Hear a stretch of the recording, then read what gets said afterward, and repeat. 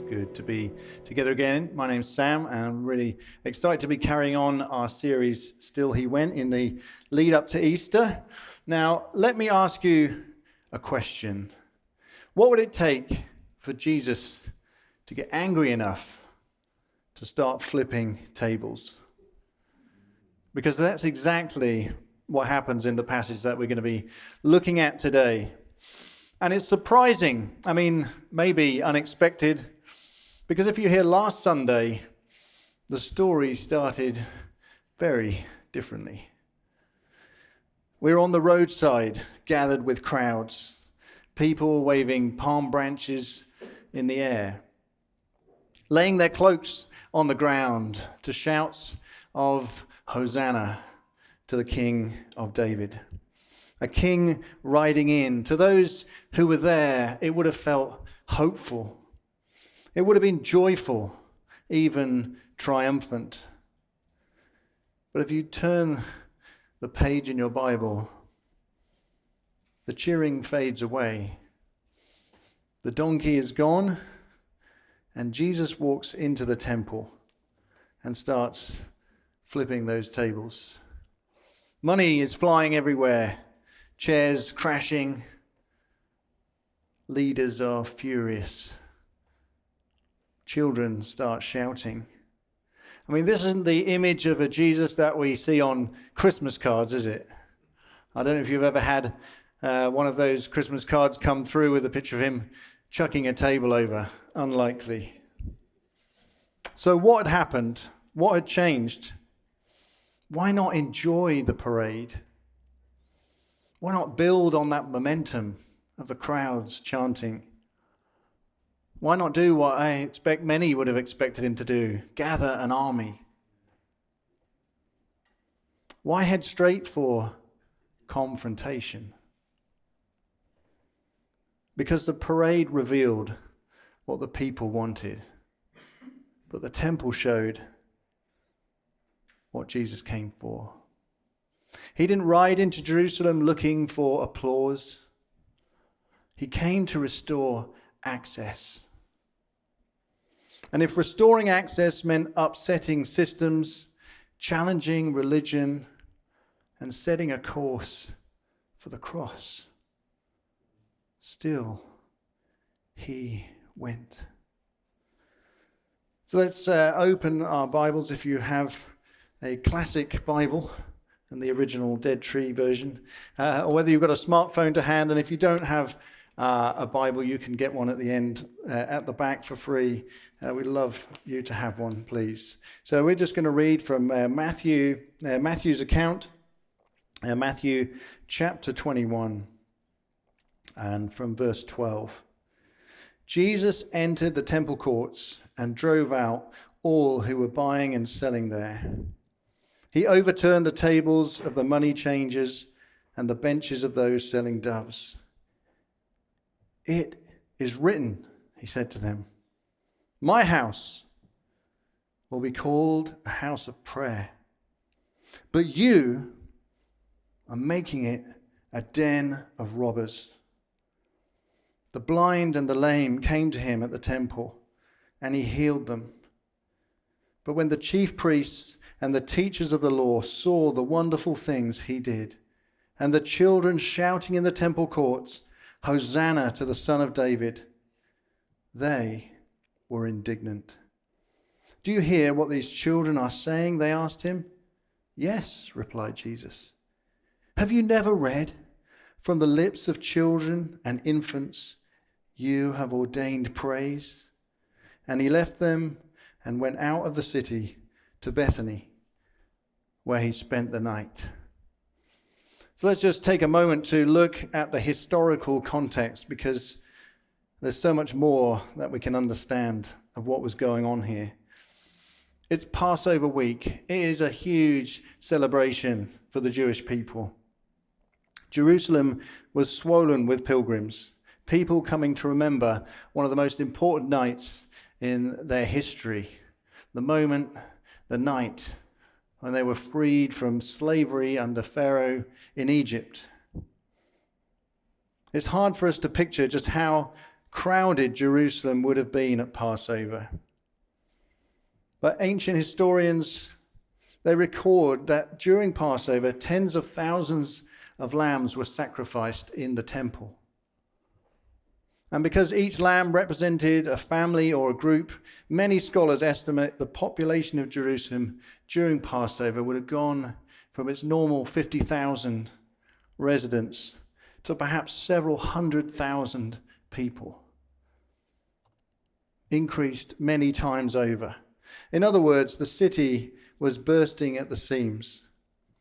Which means when Jesus walks into the temple, and there weren't many temples, there was just the temple. When he walks into that temple and starts overturning tables, this wasn't just happening in a quiet corner or a kind of backstreet alley. It happened in possibly the most crowded, the most visible, the most politically sensitive place in the whole city. National hope was at fever pitch, and the Roman occupiers would have been even more nervous than ever. With this many people congregated in the city, anything could happen. Riots, revolts. And what started out as just a murmuring had become a growing expectation. People talking about it in the streets, people talking about in their homes. It wasn't to the tune of "Things Can Only Get Better" or other songs used in political rallies. It was to the sound of "Hosanna to the King of David." Was there a new king in town? I mean, imagine that this was like a presidential campaign trail, the big rally, the parade. But where does Jesus go on his first campaign stop, for his first photo opportunity? He doesn't go to Pilate, the Roman governor. He doesn't go to Rome, the empire that was occupying their land. And he doesn't go to Herod, who was the king of the region. Instead, he goes to the Jewish temple. And why? Because the temple was the beating heart of Israel's identity. And if you confront the temple, you confront everything. See, the temple wasn't just a building. The Jews believed it was where heaven touched earth. It was a sacred space. It was where forgiveness happened, where sacrifices had to be offered, and where people believed that God actually lived among them, and it was his dwelling place. So when Jesus walks in and starts overturning tables, he's not just interrupting a marketplace. He's confronting their entire religious system. This wasn't a small-time protest. It was a prophetic earthquake. And yet, still he went. Now, if we look at the account of what Jesus says, it's not only impressive, it's also shocking and startling, particularly so for the people who would have been present. In the passage we read, he says this, "It is written," he said to them, "My house will be called a house of prayer." I mean, that might sound familiar, it might sound sort of comforting and warming, but Jesus is actually recalling an Old Testament passage which everyone there would have been well aware of. And he's quoting from the prophet Isaiah. And this is Isaiah's words. "And foreigners who bind themselves to the Lord to minister to him, to love the name of the Lord, and to be his servants, all who keep the Sabbath without desecrating it, and who hold fast to my covenant, these I will bring to my holy mountain and give them joy in my house of prayer. There burnt offerings and sacrifices will be accepted on my altar, for my house will be called a house of prayer for all nations." So the temple, God's house, it was meant to be a place where strangers and foreigners could come come to bring their offerings and sacrifices and to find joy. And specifically where the money changers had set up their shop was in a part of the temple called the Court of the Gentiles. Now the temple was quite a complex place. It was built in layers like a series of courtyards. And the further you went in, the more rules there were about who could go in, which meant fewer and fewer people could go further in. First, there was this outer area called the Court of the Gentiles. And this was the only space where non-Jews, foreigners, seekers, curious visitors were allowed to come and pray. If you went a little bit further in, there was the court for Jewish women. And then further still, the court for Jewish men. Then the area reserved for the priests. And finally, the inner sanctuary, the Holy of Holies, where they believed God, his presence resided. That was restricted only for the high priest, who could enter there once a year, no doubt terrified whether he'd make it out again. In other words, the closer you got to the center, the fewer people were allowed in. And in fact, there were signs posted warning Gentiles that if they went further in, they might be killed. In fact, archaeologists have discovered warning signs from the temple in Jerusalem. Stone inscriptions placed between the court of the Gentiles and the inner courts that read something like this: "No foreigner may enter within the barrier and enclosure around the temple.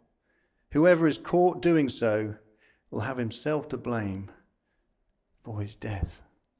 This wasn't just access denied. This was, you cross this line, that's the end. It was a clear warning that you can only get this close to God's presence. And this was the space where the money changers had set up their tables. The space that they had taken over, the one place designed for the nations to seek God, had been turned into a marketplace. So when Jesus says, "My house will be called a house of prayer," he's not just coming up with a random quote that sounds good off the top of his head. He's declaring this: you've blocked access to the nations, to the foreigners, to the outsiders. Jesus' confrontation is about access. It's not a power struggle. And if the parade said, "Save us," then the temple says, "Make room for them."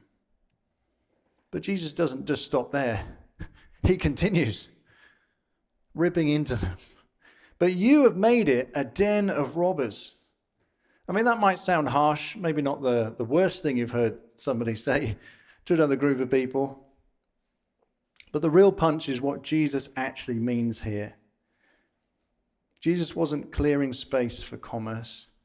He was clearing space for people. And again, Jesus isn't just quoting randomly here. He picks up a reference from the prophet Jeremiah, which again, those present would have known. And this is Jeremiah's writings. It says, "Has this house, which bears my name, become a den of robbers to you? But I have been watching, declares the Lord." This is Jeremiah standing at the temple gate and is saying, you oppress the vulnerable, and then you come in here to feel safe. Don't hide in your religion. And get this, I mean, this shocked me when I started to look at it. But a den, that's where the robbers retreat. They don't rob anyone there. That's where they go to hide. So Jesus is effectively saying, you've turned a place of worship into your hiding place. Now that was prophetic confrontation. And everyone there would have known it. This wasn't random anger or a hot-headed moment. Jesus was deliberately fulfilling what had been written.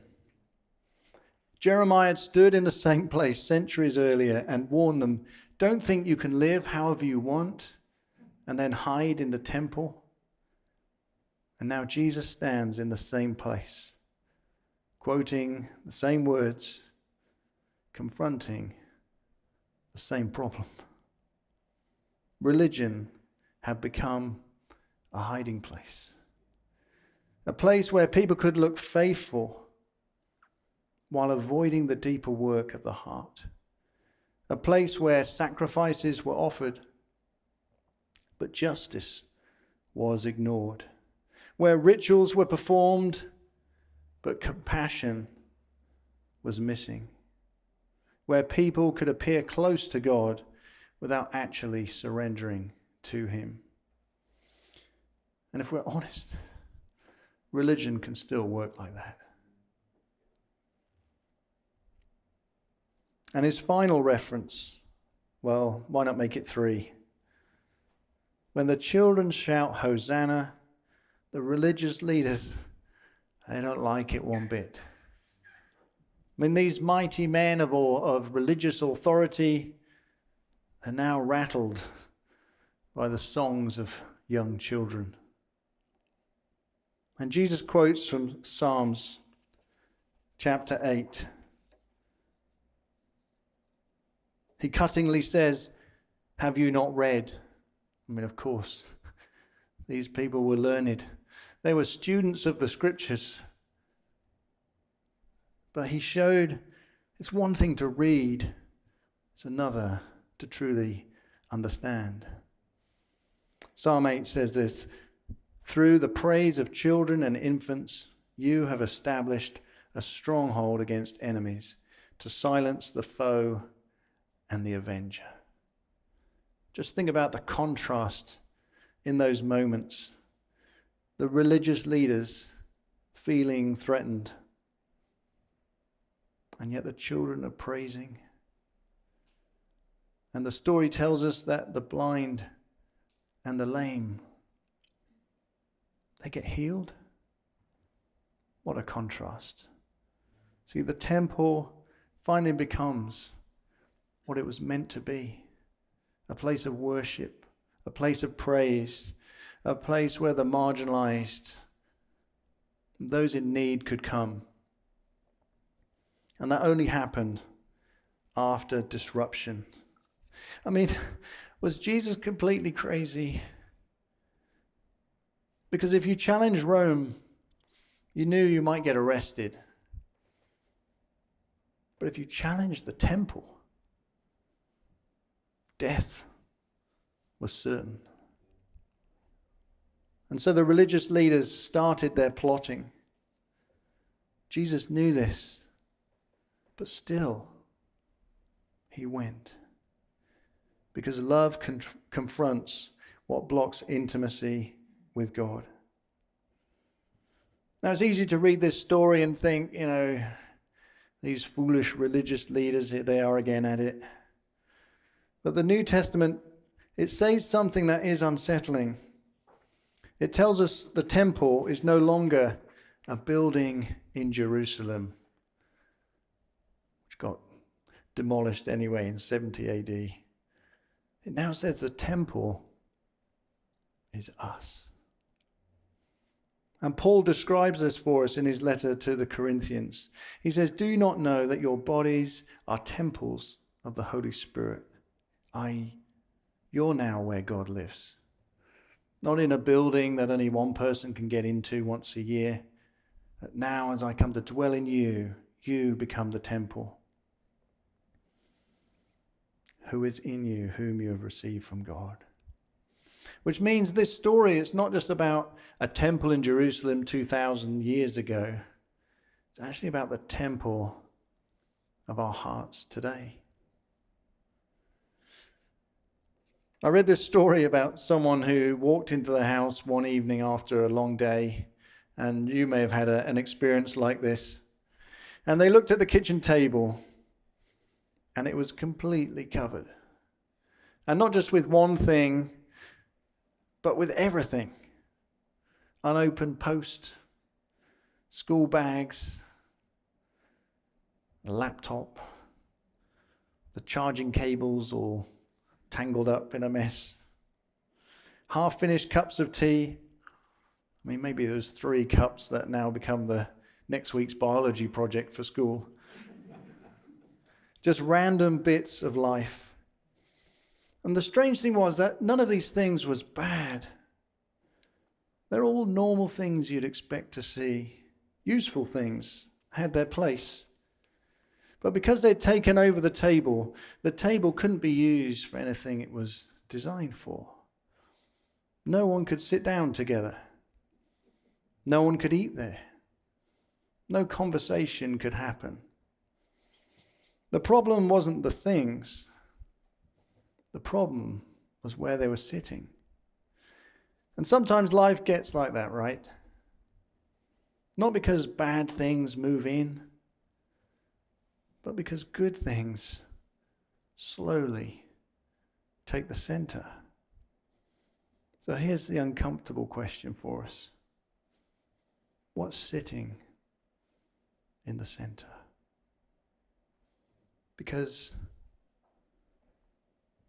the center matters.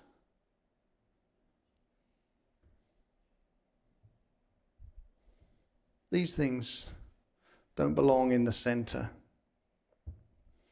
I mean, money isn't the problem. But if money sits at the center, it quietly becomes the thing that controls every decision. Your phone, that doesn't belong in the center. Unless, of course, trying to check the football scores during the sermon. But if we look to this for validation,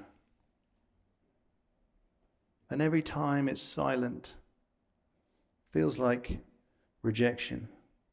It needs to be moved out of the way. Your work, it doesn't need to be in the center. Because if performance sits in the center of our lives, you're never allowed to rest.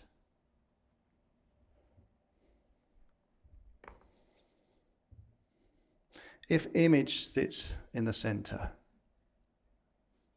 and all we look at is our own reflection, then we never feel secure. And if hurry sits at the center, not that this clock is ticking very much at the moment, but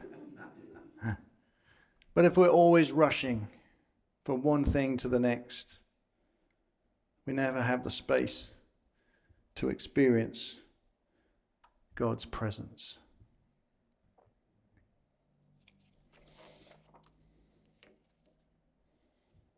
After the tables were overturned, what happened?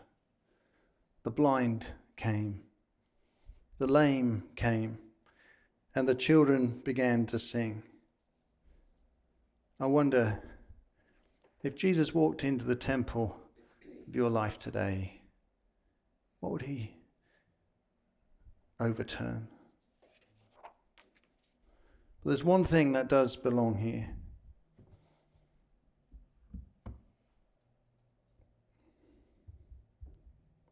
This belongs in the center.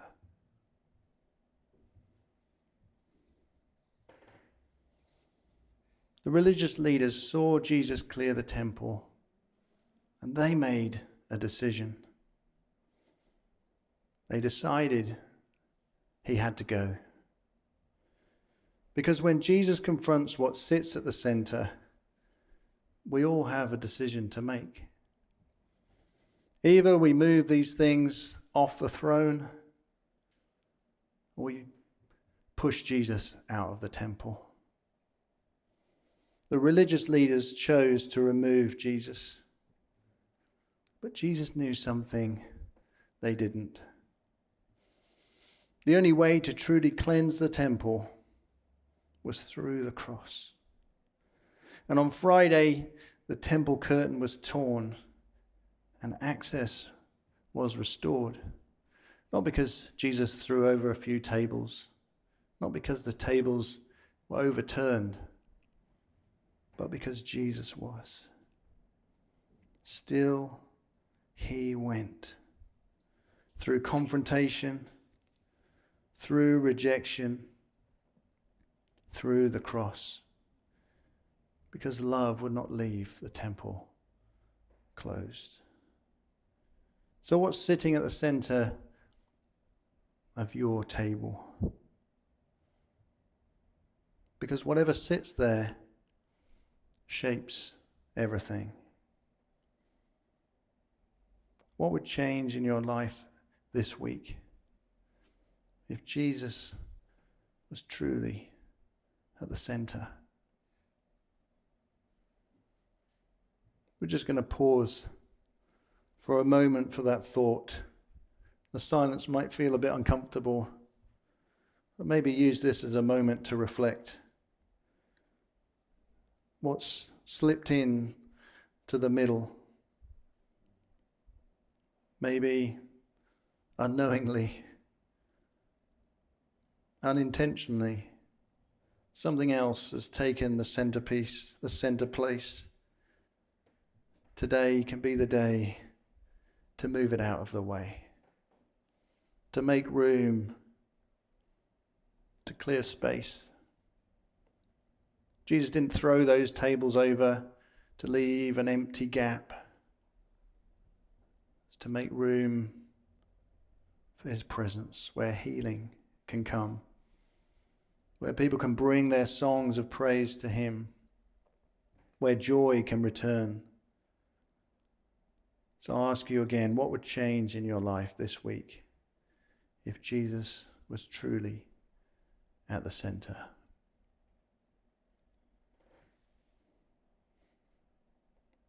I'm going to close with a short prayer, and it will be on the screen so you can take a moment afterwards to read it. You can bow our heads if you're able to. Jesus, if something else has taken the center of our lives, give us the courage to move it and take the place that only you deserve. Amen.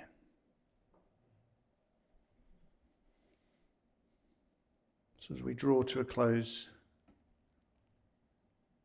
take a moment to reflect on that prayer. Take a moment to reflect on the table. What needs to be rearranged? And maybe for you, it might be the first time you've thought about this. You've never considered that Jesus could be in the middle of your life. Maybe he's not even on the table anywhere. Or maybe he was, but things happened in life and you felt it wasn't really making any difference. Today you can recenter around him. And we'd love to chat with you or pray with you afterwards if you're feeling like a big shift has to happen. We're going to draw that to a close now. We'll take a few moments to reflect on the prayer, to think about the table and what God might be nudging in you this morning that needs to move.